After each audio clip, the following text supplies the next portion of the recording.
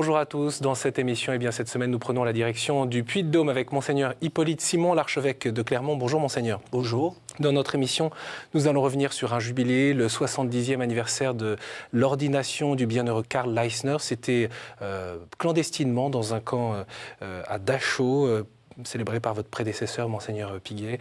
Nous parlerons également de la mobilisation de l'Église pour la solidarité. Et puis, nous reviendrons aussi sur cette belle initiative, cette belle publication de l'ouvrage « La grâce d'une cathédrale ». Et nous serons donc avec l'ouvrage Notre-Dame de l'Assomption de Clermont. Monseigneur, peut-être pour commencer, pour avoir les contours de votre diocèse, vous pourriez nous faire un petit rappel, un petit mémo de la situation de votre diocèse aujourd'hui? Le diocèse de Clermont, il correspond au département du Puy-de-Dôme. Il y a un peu plus de 600 000 habitants. Nous avons maintenant 32 paroisses et puis nous avons un certain nombre de communautés religieuses. Voilà, nous sommes dans la situation globale de notre pays. C'est-à-dire ? Vous avez deux cercles, vous connaissez bien. Vous avez à peu près 60-70% des familles qui demandent des funérailles catholiques. Donc on peut dire... Ça dit quelque chose. Voilà, ça veut dire une appartenance. Donc vous avez à peu près 70% des habitants de ce département, donc de notre diocèse, qui se considèrent comme étant catholiques. Mais malheureusement, vous avez que 1, 2, 3% de pratiquants réguliers, plus ou moins réguliers, le dimanche. Donc on demande au petit cercle de 2 ou 3% de répondre aux attentes des 70%, sans parler aussi de la présence parmi les 100% des habitants, puisque un diocèse ne se limite pas à ses pratiquants, mais il concerne tous les habitants d'un diocèse. En même temps, si on fait un saut de 2000 ans en arrière, au début, ils étaient 12. Oui, tout à fait. C'est la raison pour laquelle, encore dimanche dernier, j'ai expliqué aux paroissiens avec qui j'étais, contrairement à ce que vous pensez, vous n'êtes pas les derniers, vous êtes les premiers. Parce que vous avez une toute petite avance sur ceux qui vous entourent, puisque vous savez que le Christ est ressuscité. Donc c'est à vous de vous considérer comme les premiers annonceurs de la foi en Christ ressuscité à ceux qui autour de vous ne la connaissent pas. Donc il faut renverser complètement les perspectives. Ouais. Alors c'est une image qui vaut ce qu'elle vaut, mais j'explique aussi à mes paroissiens, à mes diocésains, que j'ai un avantage sur eux. Ah bon? Oui, au moins un. Oui. J'ai vu ma mère faire du pain. Et eux, ils n'ont pas forcément vu. Parce que j'ai grandi dans une ferme et ma mère faisait le pain. Vous allez nous parler du levain. Absolument. Alors, c'est quoi le levain? Eh bien, c'est un poignet de pâte de la fournée précédente qu'on garde pour la fournée suivante. Et donc, ce levain, il a du sens. C'est à la fois le petit reste de la fournée précédente, mais il va faire fermenter la fournée suivante. Et là, je leur dis, considérez que vous êtes du levain, mais à condition que vous ayez une attitude missionnaire. Si vous êtes dans la nostalgie, ce n'est plus comme autrefois, le monde dans lequel nous avons grandi n'existe plus. Donc, aujourd'hui, nous sommes les premiers missionnaires du monde qui arrive. Donc, c'est à nous de nous laisser convertir par la bonne nouvelle pour être les proposants de la foi à ceux qui nous entourent. Et si on prend cette perspective-là, eh bien, les choses changent complètement. On sent à demi-mot quand même que c'est une période un peu rude. Hein. C'est-à-dire les événements que nous vivons sont des événements complètement dramatiques qui nous font découvrir que nous n'habitons plus le même pays qu'avant le 7 janvier. Donc, nous ne savons pas exactement... Vous parlez des attaques absolument, qui se sont déroulées dans notre pays. Et pays. puis, là aussi, la réaction magnifique de la population, mais en même temps, nous ne maîtrisons pas les conséquences de ce qui est arrivé. Donc, ce qui reste, pour moi, tout à fait important, c'est que nous mettions notre foi, non pas en nous-mêmes, ni dans notre nombre, mais dans le Christ ressuscité. Et donc, à partir de là, il s'agit de se laisser convertir pour devenir nous-mêmes proposants de la foi. Monseigneur Simon, précisément pour être signe, pour être levain, je souhaiterais qu'on parle un instant de cette année de la vie consacrée. Il y a eu, il y a devant nous cette fête de la vie consacrée, la fête de la présentation de Jésus au Temple de février. L'occasion d'écouter le témoignage du père abbé de l'abbaye bénédictine de Randol, qui se trouve sur votre territoire. Ce témoignage a été recueilli par la web TV de votre diocèse, Marc-Alexis Roquejoffre. Le père abbé nous parle de la prière et je vous propose de l'écouter. dès le début de la journée, nous rendons grâce à Dieu. Et 25 minutes plus tard, nous commençons le premier office, que nous appelons l'office des vigiles ou de matines, qui consiste principalement à réciter les psaumes. Les psaumes, c'est un dialogue avec Dieu. Oui, si vous prenez le texte, il y a des tu et des moi et des toi qui reviennent sans cesse. Nous sommes consacrés, nous avons consacré notre vie à Dieu par les vœux d'obéissance, de stabilité, de conversion de nos mœurs. Nous lui avons tout donné. Et le pape, sur toutes ses petites interventions, soit la lettre qu'il a écrite ou consacrée pour le premier dimanche de l'Avent, ou ses petites interventions à l'église Sainte-Marthe, comme il fait tous les matins, nous redonne du sel pour cette vie que nous aimons, mais nous avons besoin toujours de nous rafraîchir dedans. Quand on entend le Père Abbé comme ça, on se dit mais c'est un havre de paix. Absolument, dans le monde oui, qui est le nôtre aujourd'hui, que vous évoquiez à l'instant. Tout à fait. Et donc, il est important de se ressourcer. Pour vous, au fond, que met en lumière cette année de la vie consacrée souhaitée par le pape François ? Eh bien, c'est la perspective que nous offre la vie religieuse, c'est-à-dire la vie consacrée plus largement, c'est-à-dire que nous anticipons déjà sur le monde à venir, puisque en dehors de la promesse de la résurrection, cette vie n'a pas vraiment de signification. Donc nous vivons déjà en fonction du monde à venir. Et donc la vie religieuse, la vie consacrée plus largement, nous disent que notre vie de baptisé est déjà promise à ce qui nous sera donné dans la résurrection du Seigneur et qu'il s'agit de vivre en cohérence avec cette perspective-là. Donc il y a une sorte d'anticipation qui est déjà à l'œuvre ici et maintenant. Alors ça permet à chacun d'entre nous de décider de sa vie. Est-ce que nous la donnons ou est-ce que nous la laissons prendre ? Et au cours de premier dimanche de l'Avent, nous avons eu des vêpres solennelles à la cathédrale. Alors cette célébration avait été préparée par toutes les communautés religieuses, mais aussi par les instituts séculiers et aussi par l'ordre des Vierges et puis l'ordre des Veuves qui va sans doute retrouver son actualité dans notre diocèse. Et ça, je crois que c'est très important puisque le témoignage de la vie consacrée est plus large que la vie religieuse. Et je crois que nous avons des intuitions à redécouvrir et à promouvoir dans notre diocèse, mais plus largement dans l'Église en France. Dites-nous en plus, parce que peut-être que beaucoup ne connaissent pas bien l'ordre des Vierges, par exemple, ou encore moins l'ordre des Veuves. Eh bien, ce sont des personnes qui, dans le diocèse, ont demandé à vivre une vie consacrée tout en restant dans la vie professionnelle, dans les insertions qui sont les leurs. Et en particulier, alors pour ce qui est de l'ordre des Veuves, c'est quelque chose qui commence, qui n'est pas connu, qui a été proposé par le Concile Vatican II, enfin une rénovation, puisque ça existait dans l'Église, et qui permet à des personnes qui n'ont évidemment pas choisi la situation où elles se trouvent, mais qui décident de ne plus la subir.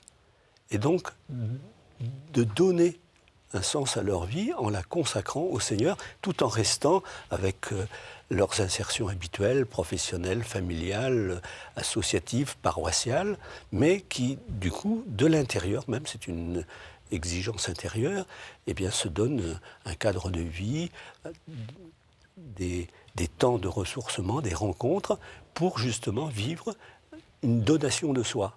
Comment expliquer, Monseigneur, que les abbayes peuvent, dans leurs hôtelleries, les monastères, peuvent attirer beaucoup de gens pour des retraites, et finalement, qui est relativement peu, ça dépend des congrégations, mais pour un certain nombre, parfois des grandes familles, peu d'entrants. Mais je crois qu'il faut relire la situation de l'Église en France et de la société française plus largement depuis 60 ans. Donc il y a eu une sorte de discrédit de l'engagement, mais ça atteint pas simplement dans l'Église. Regardez les syndicats, regardez les partis politiques, donc il y a une crise de l'engagement. C'est pas du même ordre. C'est pas du même ordre, mais en même temps, il y a des convergences, c'est des traits de culture qui se retrouvent, parce que, encore une fois, on peut se contenter de se laisser vivre au jour le jour. Et je veux dire, c'est un état d'esprit qui se répand un peu partout, dans tous les registres de l'existence. Même si les moteurs de l'engagement ne sont pas du tout les mêmes. D'accord, mais en même temps, vous avez toujours la nécessité de discerner, de prendre des décisions. Alors on dit, ben non, on ne peut pas prendre d'engagement parce qu'on ne sait pas de quoi l'avenir sera fait. Et je pense que ça, c'est une erreur, parce qu'on confond savoir de quoi l'avenir sera fait et vouloir que l'avenir soit. Donc je crois qu'il y a toute une réflexion pour tout le monde, mais d'abord pour nous les catholiques, à reprendre sur la capacité de répondre à des appels qui ne viennent pas simplement de nos sentiments, mais qui viennent véritablement du Seigneur. Comment discerner les appels du Seigneur et comment accepter d'y répondre sans savoir par quel chemin nous allons passer. Et là, je crois qu'on touche une vraie difficulté de la culture française, et en particulier des adolescents. Moi, je l'entends bien. Vous demandez à un adolescent, alors que l'éducation nationale lui demande de faire des choix d'orientation. Et on lui dit, mais qu'est-ce que tu veux faire plus tard? Ben, je ne sais pas.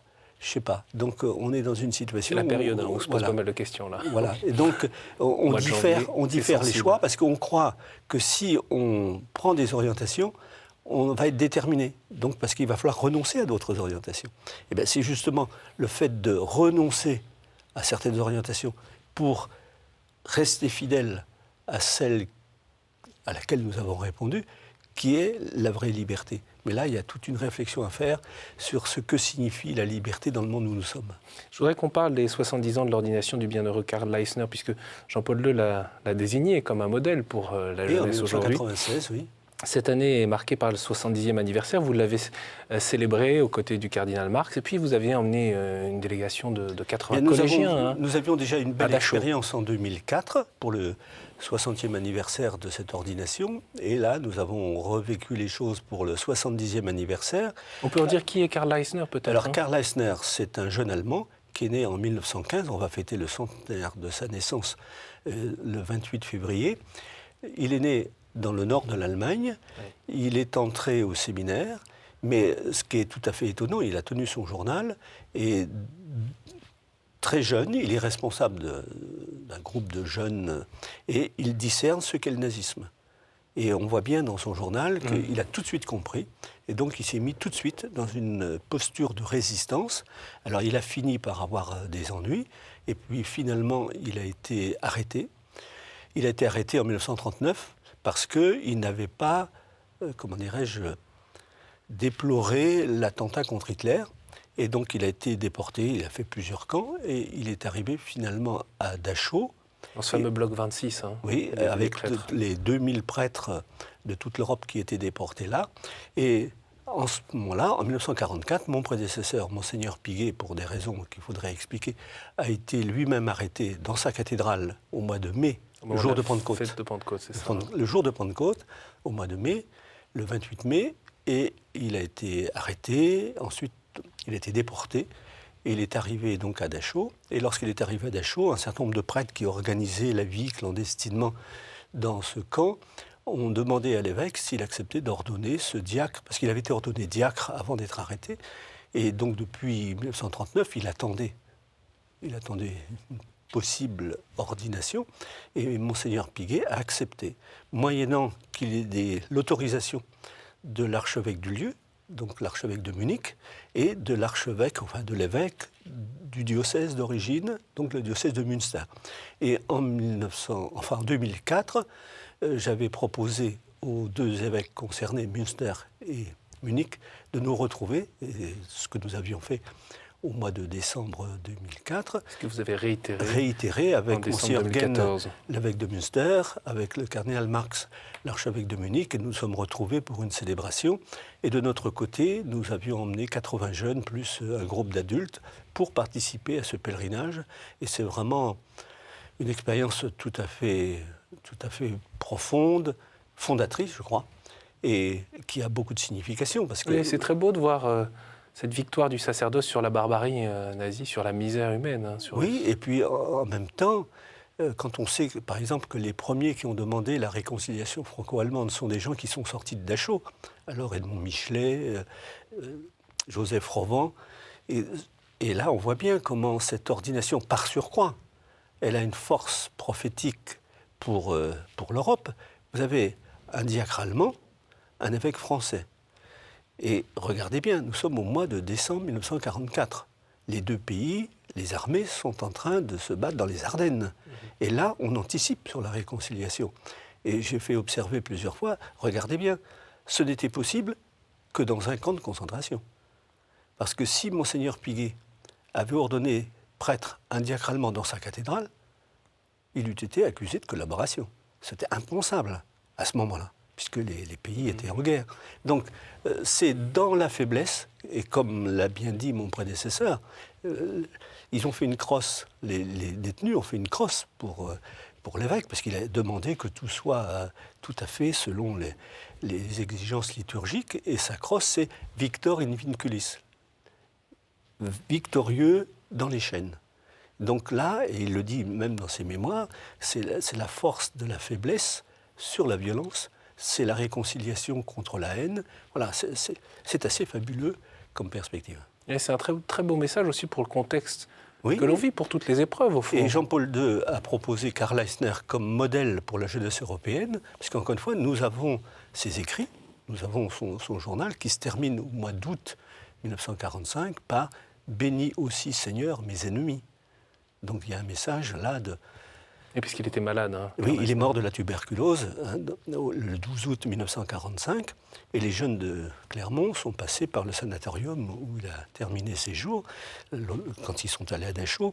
Donc là, nous avons un message tout à fait étonnant. Et je viens de voir, j'ai reçu le message aujourd'hui, que les gens du Cercle international Karl Leissner en Allemagne viennent d'éditer 5 volumes. Et le père Ziger vient de les présenter au pape François, enfin la semaine dernière. Donc il y a une bande dessinée. Enfin voilà, nous essayons de faire connaître la figure de Karl Leissner. C'est vraiment une très très grande personnalité. Et je crois qu'il faut la faire connaître. Témoin de la foi, dans des périodes que parfois, en tout cas, je ne sais pas, chacun a son avis là-dessus, mais on préserve un peu la jeunesse parfois des difficultés qui sont finalement très récentes de cette Seconde Guerre mondiale. Sans leur permettre parfois d'accéder à cette compréhension de la force à la fois de la nature humaine, mais aussi de cet accueil de la vie en Dieu. Hein. Non, et puis ça souligne, on le voit bien avec Karl Leissner, ce qui est pour moi une conviction. Par exemple, ces jours-ci, après les événements du 7 janvier, on parle beaucoup de l'éducation. Et on parle toujours de l'éducation à 2 termes, l'école et la famille. Or, on ne peut pas fonctionner simplement avec 2 piliers, mais avec 3. Il y a l'école, qui est obligatoire, il y a la famille que l'on n'a pas choisie, mais il y a les mouvements de jeunesse dans lesquels on peut s'investir. Et je voudrais, alors je suis en train de travailler, je ne sais pas comment je vais faire, mais faire réfléchir sur ce 3e pilier, qui est les mouvements de jeunesse. On en voit bien. Et puis, regardez autour de vous, les gens qui ont pris des responsabilités dans la société civile ont souvent été formés par ce 3e pilier. Par le scoutisme, par un engagement dans un groupe de musique, dans une paroisse, etc. Et beaucoup d'autres. Et aujourd'hui, ce qui manque le plus, c'est ce 3e pôle. Parce que la famille, elle est squelette. Réinvestir. Mais il faut le réinvestir, parce que sinon, eh bien, c'est les réseaux sociaux, c'est les ordinateurs. Pas simplement. Une question et un défi. Il y a une vraie question, mais l'Église, qui a une longue expérience et une grande expérience dans ces domaines. Rappelez-vous, la JAC, la JOC, etc., qui existent toujours, mais pas forcément dans les mêmes proportions. Je crois que là, nous avons, nous, à proposer une expertise et vraiment comment dirais-je, un horizon. Parce que réfléchir seulement comme si la famille devait être parfaite et l'école devait être parfaite, à mon avis, c'est une erreur. Il faudrait qu'elle soit parfaite. Tout le monde se retrousse les manches. Mais il faut aussi accepter que, et ça c'est ma grande conviction, et là, encore une fois, je renvoie au journal de bord, enfin au journal quotidien de Karl Leissner, on voit bien comment les jeunes ont besoin de rencontrer des éducateurs qui ne soient ni leurs parents, ni leurs professeurs. Et l'Église, elle est là pour proposer justement ces éducateurs. Donc se retrousser les manches et réfléchir sur ce défi de l'accompagnement des jeunes. Je voudrais qu'on aborde, Monseigneur, la question de la solidarité. Il se trouve que notre journaliste Coraline Salvoche est allée à la rencontre de tous ceux qui se mobilisent dans votre diocèse sur la question de la solidarité dans cette nouvelle, regroupée là, dans cette maison diocésaine en plein centre-ville de Clermont. Je vous propose d'écouter leur témoignage et puis bien sûr je vous fais réagir après. C'est un véritable paquebot amarré en plein cœur des nouveaux quartiers de Clermont-Ferrand. Le centre pastoral diocésain accueille la plupart des services généraux du diocèse. C'est aussi ici que se rencontrent les acteurs de la solidarité notamment. Au deuxième étage, voici une partie de l'équipe du Secours catholique. Marie-Rose et Josette sont bénévoles à Clermont-Ferrand. Elles viennent ici quelques minutes avant de repartir sur le terrain auprès des plus démunis. Certains d'entre eux n'ont aucun revenu, n'ont pas le droit au travail et dorment à la rue parce qu'ils n'ont aucune aide, pour les aider à vivre correctement. J'ai l'impression de faire de l'humanitaire et ça me va très bien. Je pense qu'on n'a pas le droit d'abandonner les gens qui sont à ce point dans la difficulté. Nous sommes 24 bénévoles et nous nous succédons au long de la semaine, tous les jours, pour recevoir des familles qui ont des malades dans les divers hôpitaux de la ville ou bien des gens qui viennent en ambulatoire. J'ai toujours fait plus ou moins, entre guillemets, de l'action catholique. Et arrivé à l'âge de la retraite, je me suis dit que je donnerais un petit peu plus de temps. Puis le pape, en ce moment, est en train de donner une impulsion particulière. Donc pourquoi pas, hein, on va en profiter un peu plus. Catherine a rejoint la structure il y a 2 ans pour s'engager auprès des familles défavorisées. À l'heure actuelle, il y a beaucoup d'enfants, beaucoup de familles qui partent jamais en vacances. Et là, c'est leur donner 2 semaines ou 3 semaines, je dirais pas de bonheur, mais d'insouciance. Le père Bernard Lochet est vicaire général et responsable de la solidarité. Il travaille avec tous les acteurs catholiques installés dans la maison. Objectif, apporter une réponse globale aux défis rencontrés dans un diocèse qui mêle urbanité et ruralité. Toutes ces œuvres sont autonomes. Elles ont leur structure, leurs moyens, leur expertise. Et je crois que l'expertise est extrêmement importante aujourd'hui pour l'accueil de ceux qui en ont besoin. Le Conseil de la solidarité se réunit régulièrement et ce n'est pas seulement une affaire de boutique, c'est vraiment des cas très concrets qui sont abordés. Il y a toute une détresse actuellement dans le monde agricole. C'est une misère cachée dont on ne parle pas et qui chez nous est une réalité à laquelle il faut être présent. Vous savez, la parole du pape à Rio il y a 1 an et demi disant c'est lorsque l'on partage qu'on s'enrichit vraiment. Eh bien, ça c'est vraiment ce que nous cherchons à faire, partager avec les personnes que nous aidons, que nous visitons. Et on le voit notamment dans le diocèse, enfin, c'est le sentiment que j'ai personnellement. Les chrétiens ont pris conscience de cette nécessité de solidarité dans leur église. Du Secours catholique au CCFD Terre Solidaire et à la Société de Saint-Vincent-de-Paul, tous les acteurs catholiques de la solidarité sont réunis au centre diocésain. Une proximité qui permet ainsi de mobiliser la communauté catholique locale dans toute sa diversité. Un bel effort commun hein, au service de Oui, ceux et puis il des faudrait plus aussi parler de l'aumônerie des prisons, qui est dans le Conseil de la solidarité, avec l'aumônerie des gens du voyage, avec le nid. On sait que c'est jamais exhaustif. Voilà, donc il y a beaucoup de choses, mais on cherche des volontaires aussi. Oui. Il y a un gros travail qui est fait par les chrétiens du Puy-de-Dôme. Comme ailleurs, mais il y a beaucoup de travail discret, qui ne fait pas de bruit, et que j'encourage.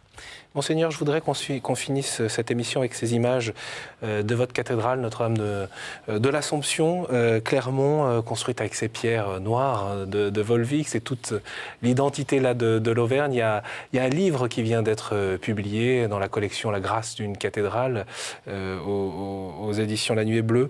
Racontez-nous un peu l'aventure de cet ouvrage et ce que vous souhaitiez partager à travers ce livre, qui est passionnant. L'idée n'est pas de moi. Vous savez que l'idée est partie de Strasbourg, Bien sûr, Monseigneur Doré, puisque nous sommes le numéro 12. Nous sommes la 12e cathédrale dans cette collection. Et Joseph Doré est venu un jour me proposer cette idée, à laquelle j'ai adhéré immédiatement. Alors après, pour faire un livre comme ça se fait comme une cathédrale. Donc j'ai découvert comment on fait une cathédrale à partir de l'expérience limitée. Comment on fait ce livre ? Bien, c'est simple, il faut trouver des gens compétents pour le faire. Et je crois que les Clermontois, les gens qui passent à Clermont sont très heureux de ce livre. Et pour ma part, dans les dédicaces, ce qui m'a fait vraiment plaisir, c'est que même si ce livre est un peu cher, mais on en a pour son argent, parce que c'est un vrai cadeau. On y découvre les origines du bâtiment, mais aussi les grandes périodes, la musique. J'ai appris plein de choses. Qu'est-ce qui vous a le plus étonné ? Ce sera le mot de la fin sur la cathédrale, qui est aussi vivante, parce que les chrétiens y célèbrent l'Eucharistie, évidemment, ils s'y rassemblent. Rien ne m'a étonné, moi j'étais prêt à... mais tout a fait mon admiration. Donc ce n'est pas de l'étonnement, c'est de l'admiration que j'ai, parce que je suis très, très, très heureux du travail qui a été fait. Je remercie vraiment les acteurs. Et puis, je crois qu'il y a une vraie appropriation de la cathédrale, parce qu'elle est emblématique, pas simplement pour les catholiques, mais vraiment pour tous les habitants de Clermont et du Puy-de-Dôme. Merci beaucoup, Monseigneur Simon, d'être venu sur notre plateau. Bien sûr, ceux qui veulent en savoir plus et suivre l'actualité du diocèse de Clermont, n'hésitez pas à faire un tour sur ce site internet du diocèse. Et puis, vous retrouvez également la Web TV du diocèse. Merci d'ailleurs à tous ceux qui ont collaboré à cette émission. Merci bien sûr pour votre fidélité. Vous pouvez retrouver cette émission sur le site internet de KTO. À très bientôt. Merci à vous.